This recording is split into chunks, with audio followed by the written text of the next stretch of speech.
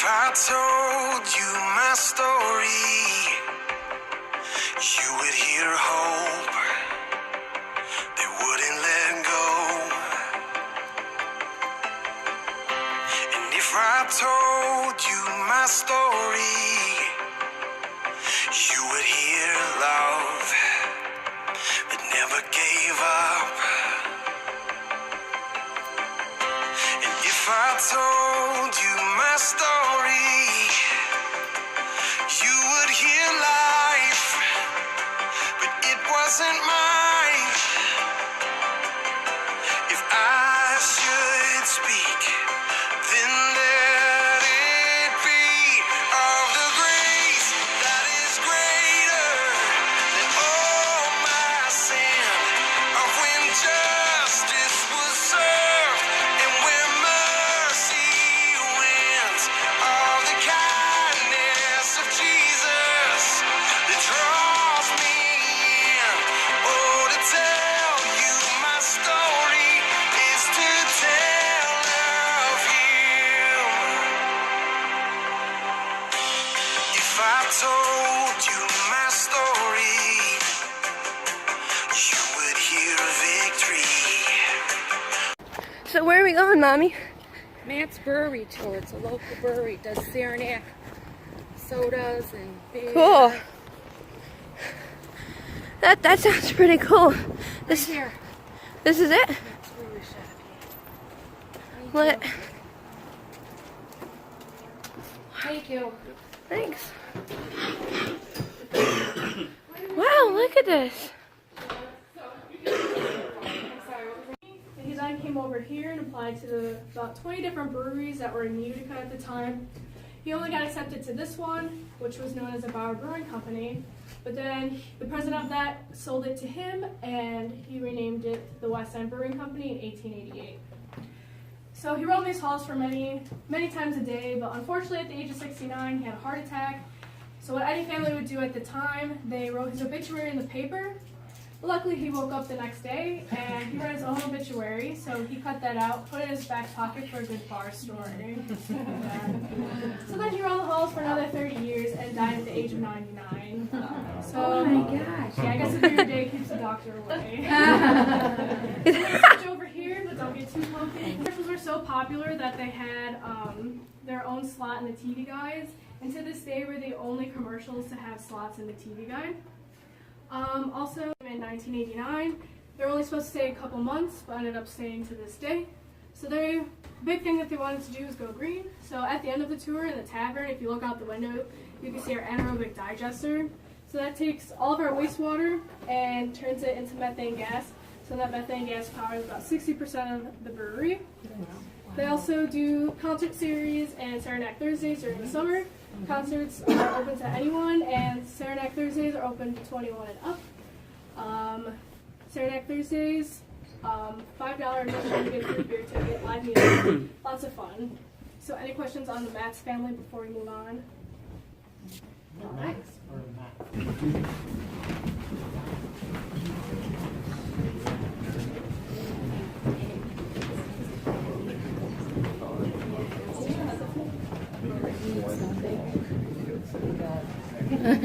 Close it out.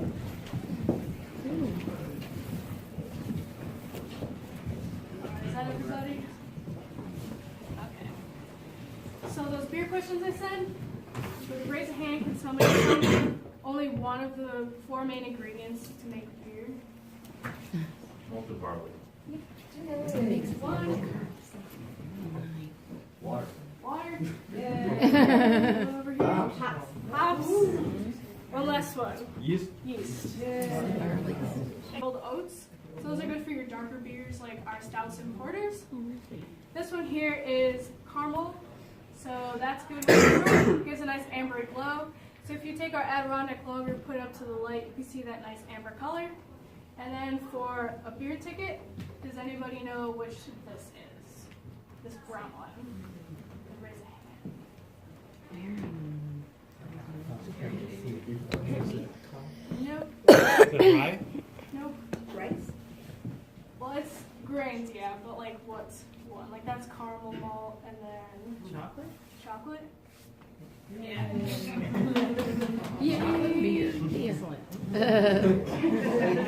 Takes a woman to get that one. Yeah, so New Zealand, places all in Europe. It's close to Bridgewater, New York.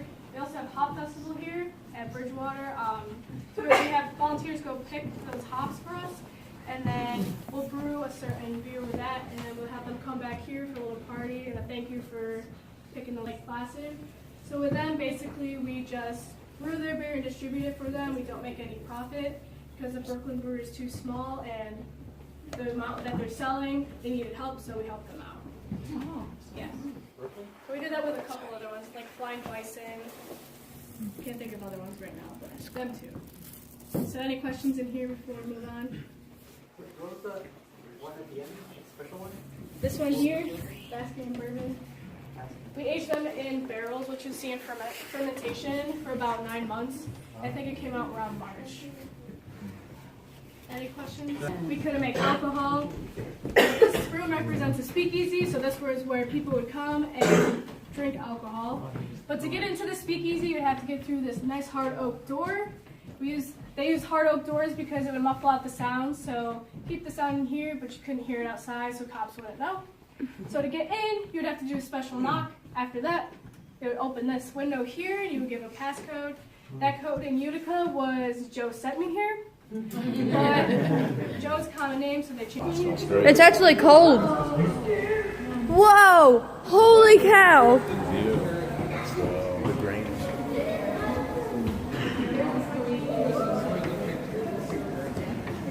This is like a right out of a movie.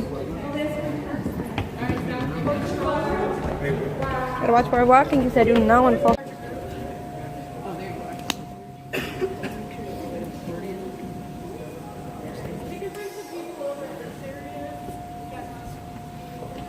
It's actually cold in this area.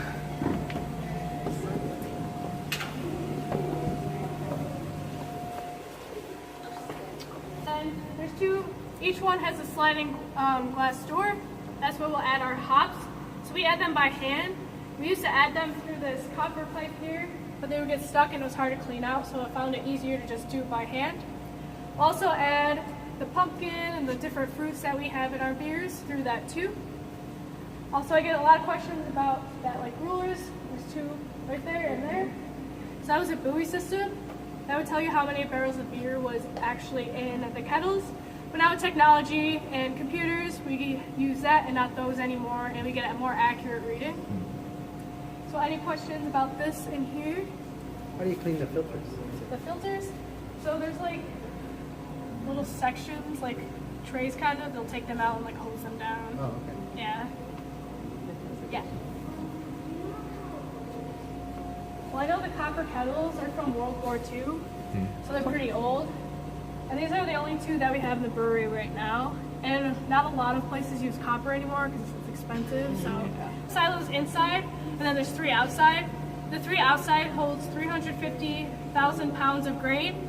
The ones inside hold 160,000 pounds. Also the ones inside, there's 4, but one of them split in half, so there's actually 5 different types of grain. To get those grains, a train comes in, and from the train car will be a hose that hooks up to that, up to the top of our silos. And they basically just get vacuumed right up into it. So we're gonna...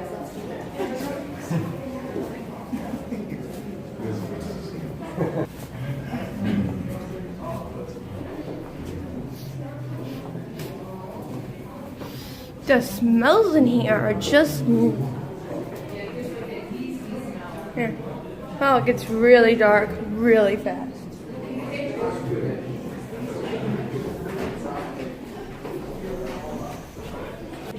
So before I get into the fermentation process, when we walk down those stairs, we pass a green door. Behind that door is our pilot brewery. So that's basically a brewery within a brewery.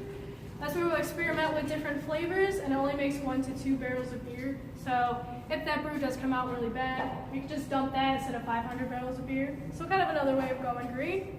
Also, like I said, our inner circle series with those basking and bourbon, there were barrels in here. These aren't the bourbon barrels anymore.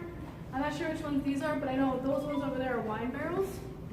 So there's things aging in there now.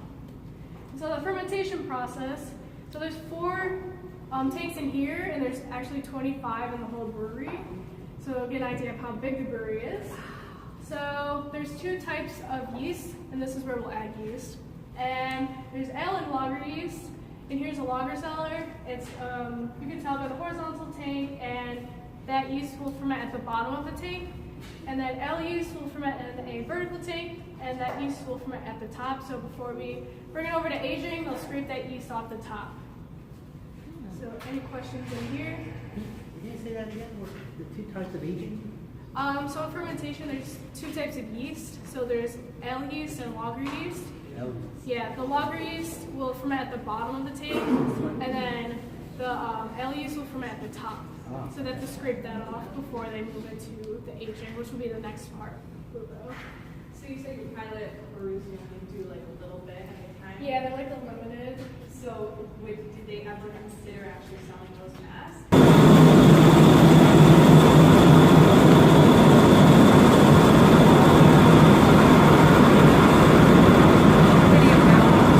It's really cool.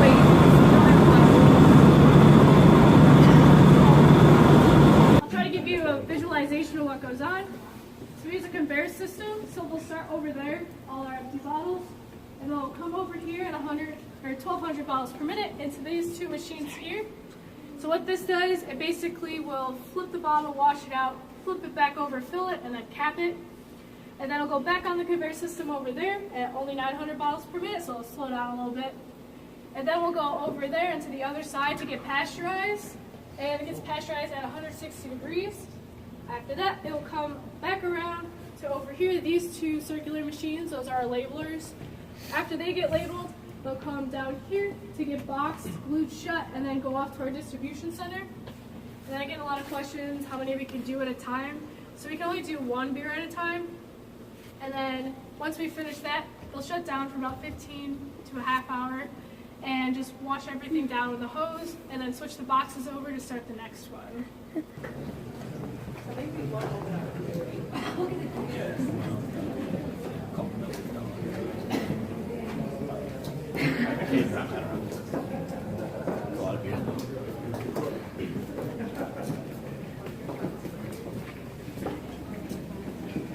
You should see the gears walking. Are those bottles? They do look like cans.